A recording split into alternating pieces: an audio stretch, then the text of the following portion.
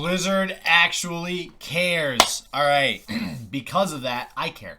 And I have reviewed the roadmap thus far that Blizzard's put out for the Year of the Phoenix and Ashes of Outland and all this stuff. I am super interested in Hearthstone again. I really am. If you've been here before, welcome back. If you are new, my name is Justin, also known as Shit Just Works. And if you are looking for some Ashes of Outland cards to be reviewed, some star ratings, how good are they, how bad are they, you are in the right spot.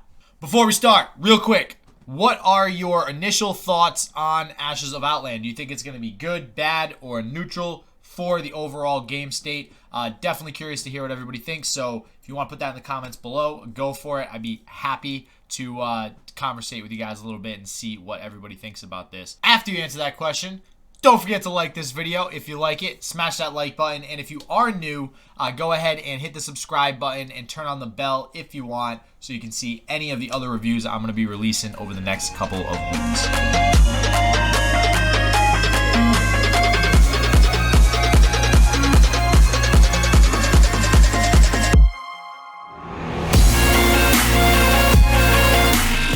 So the first bulk of cards we're going to go over are the new Libram cards. The Librams are paired with the Aldors, not the Aldors of old. These Aldors are new and they reduce the cost of the Libram cards depending on which card it is that you're playing of the Aldor. This first card, Libra of Justice, is a 6-cost equality essentially. However, when you play the Aldor cards, the cost of this gets reduced for the rest of the game. So generally speaking, you're going to be looking at a 2-cost equality, if not even possibly 0. Now the other thing I want to mention here too is that this is not exactly like equality in that it only turns your opponent's minions health to 1, plus you get a 1/4 weapon.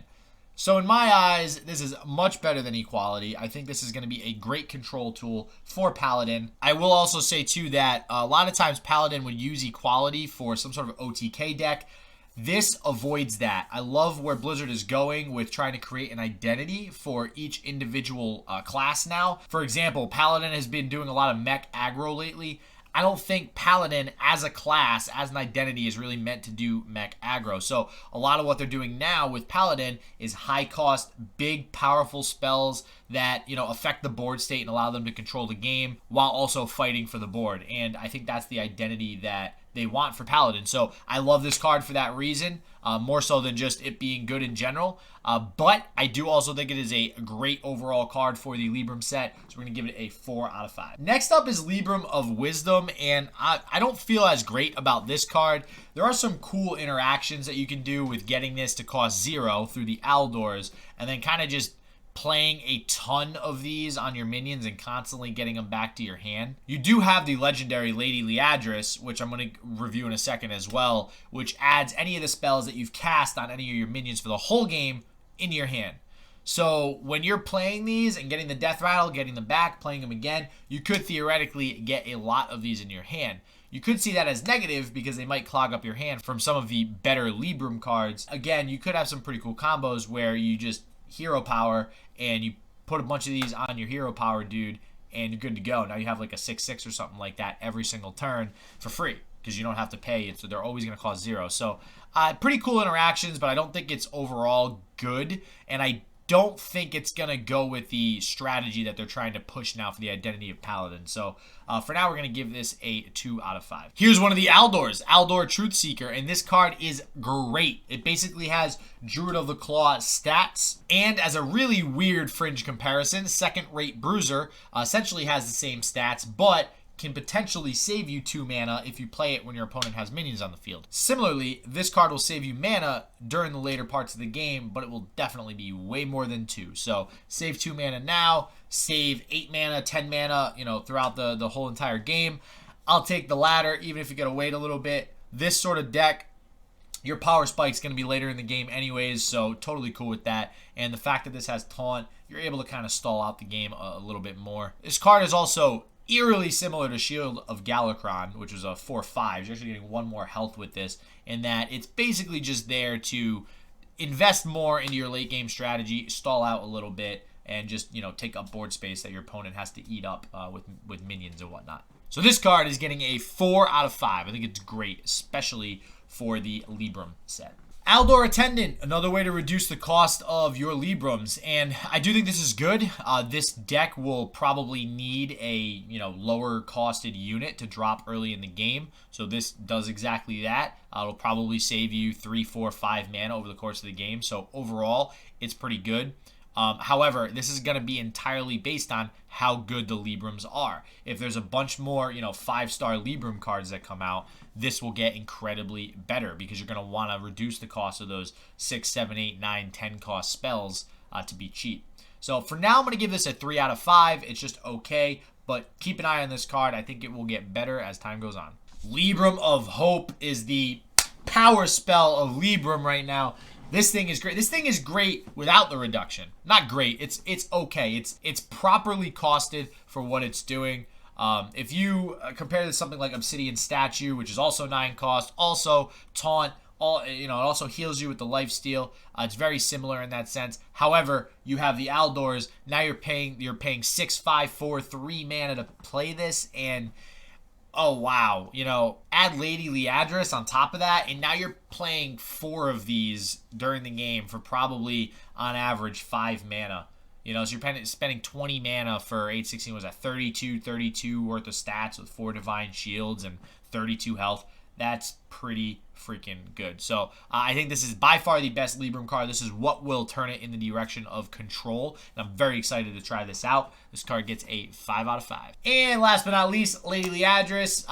What more to be said about her? It's pretty self-explanatory. She allows you to recoup all that value that you already spent throughout the entire game. If you're a little low on cards, you get a full hand of tools at your disposal again, especially like Libra of Hope. Now all of a sudden, you drop Lady Liadris, you have 2, 8/8 with Divine Shields in your hand, and if you're low on health, you can get healed again. So I think she's a great card. Again, supports the control archetype of this. She gets a 5 out of 5. All right, next up we have some Hunter cards, and the first one is, I gotta say I love the name. It's the Grand Slam, all right? And I love this card design. I think it's pretty good. I will say this can go face. All right, so that is great in and of itself. You could just do, 12 damage straight to the face. If they have a field, you could clear their field. For that reason, this card has a lot of utility. You can either do burn damage to their face, you can do spell damage to the minions and clear their board, and you also create a field presence of your own because with 5 health, these will likely survive. So I think it's an overall good card. The only problem, obviously, is that it costs 10 mana, and that can become an issue. Now, obviously, you're going to have a Death Rattle Hunter come out. We're going to go over another Death Rattle Hunter card in a second. That's probably going to be a decent deck type. You're going to have Face Hunter still, obviously. So, you have all these Hunter decks that aren't going to play this because it's so high costed. You have Highlander Hunter, which is still an awesome archetype right now on the ladder. And, something like that might play this, or something more control-y as far as Hunter is concerned. So, I think it's great. It's just unfortunate it's going to be used in so few of Hunter decks. It's got a very niche Hunter deck that it can be used in. So I am going to give it a 4 out of 5. Next up is that Death Rattle card I was talking about, Moknathal Lion. I got that right. All right. So essentially, this is like Princess Huhuran. that name every time, man. Every time. That was a 6 cost, 6/5 battle cry. Copy the Death Rattle of something on your field, right? And that's good. It was decent. It never saw play like ever, even in the Death Rattle decks, I think, mainly because it's too slow. This solves that problem. Not only does it cost 2 less, which is great, but it also has a rush effect, which you're getting 2 things with that. You're getting minion removal, because this will just go right into a minion on your opponent's side of the field, and you're also triggering the Death Rattle right away. Now, Princess Huhuran also triggered the Death Rattle right away, but the removal is very, very important. This now gives Death Rattle something it didn't really have before, which is proactivity and some sort of thing to gain back tempo, right? So we're in a metagame right now with a lot of rush minions as it stands, so this will definitely help the Death Rattle deck. So this card gets a 4 out of 5. Imprisoned Felmaw is the last Hunter card we're going over, and I like the whole Dormant idea in general, but this card is just not good. The problem with Dormant is you're sacrificing tempo now to get tempo in the future of the game.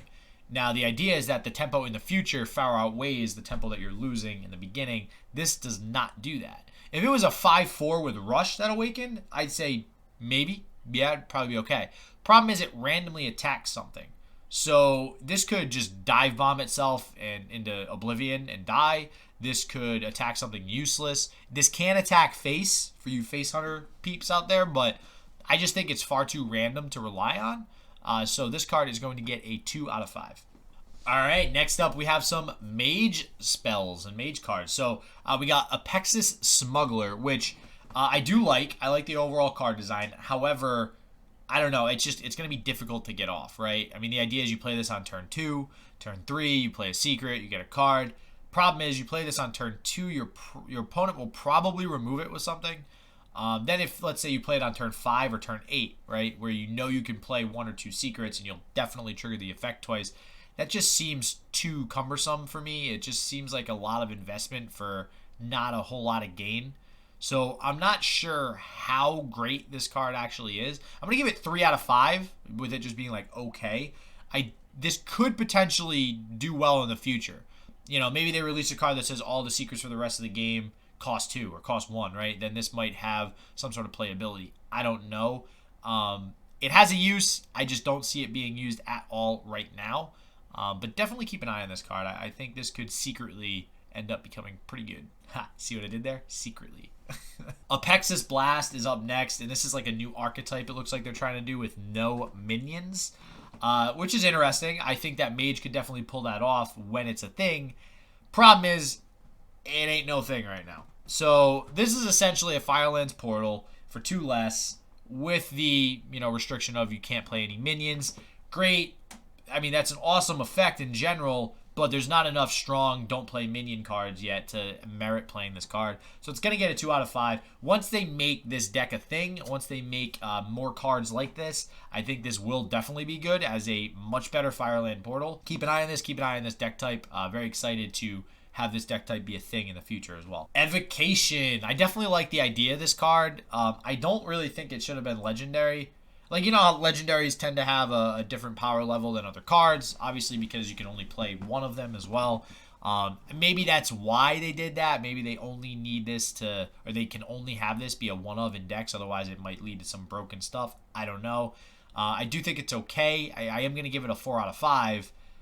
For me personally, I feel like a legendary should be a little bit stronger. This will be decent on like a 10 mana turn. You'll probably get 2 or 3 useful cards out of it because you'll have 9 mana left to spend. Problem is, early on in this game, this is for a 1 mana cost card. It's kind of a dead draw.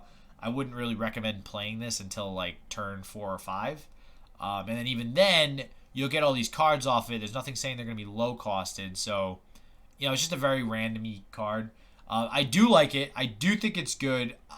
I don't know. I'm just curious to see how this does and what types of decks actually end up using this. So 4 out of 5. All right, we're going to do 1 priest card before the 2 druids that I'm kind of excited about, or one of them I'm really excited about, but Sithek Veilweaver. All right, I'm going to name 4 cards as to why this card is not nearly as good as people are thinking that it's going to be. Divine Spirit, Raza, Shadow Reaver Anduin, and Radiant Elemental. They gone. Poof. They don't exist. It's not going to be good. Everybody's like, this is a Lyra. This is going to be broken. Oh my god, Lyra was broken. Lyra had all those other pieces of the puzzle. That's why Lyra was broken. This, not so much. I think it's good. I think it will definitely see play. I think it will be useful, especially depending on what other cards come out. But right now, there's not a whole lot of good self-targeting priest cards. So we'll see what happens. They're also trying to revamp the whole identity of priests, like I was mentioning earlier. They mentioned that in their roadmap. So I'm curious to see where they take it. But for now, this is going to get a 3 out of 5. All right, the first Druid card, Eseal Windsinger. All right, this is basically Aviana, except for spells. Now, I'm going to give it a 4 out of 5. I think this has a lot of combo potential, a lot of OTK potential. Things like, you know, Malagos maybe, who knows. We'll see what happens with this. The issue is with cards like this, because everybody immediately thinks like, oh my god, is this going to be broken? Aviana was nerfed. Will this be nerfed? I think it's fine for now. The problem with cards like this is that usually it takes a good, 4 to 8 weeks of people messing around with decks in the meta before some sort of ridiculous broken combo that maybe Blizzard didn't find before they release a set comes out. It becomes difficult to really know if this is going to be truly ridiculous. So we'll see. I do think it's going to be good regardless in some sort of, spell-based deck for Druid. So for now, it is going to get a 4 out of 5. Last but certainly not least is Germination, and by far my most favorite card. I am actually, by unpopular demand, I am going to give this a 5 out of 5.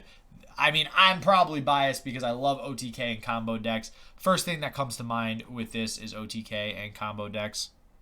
2 cards in particular, Dream Petal Florist and Imprisoned Satire. Imprisoned Satire being a new card in the current set.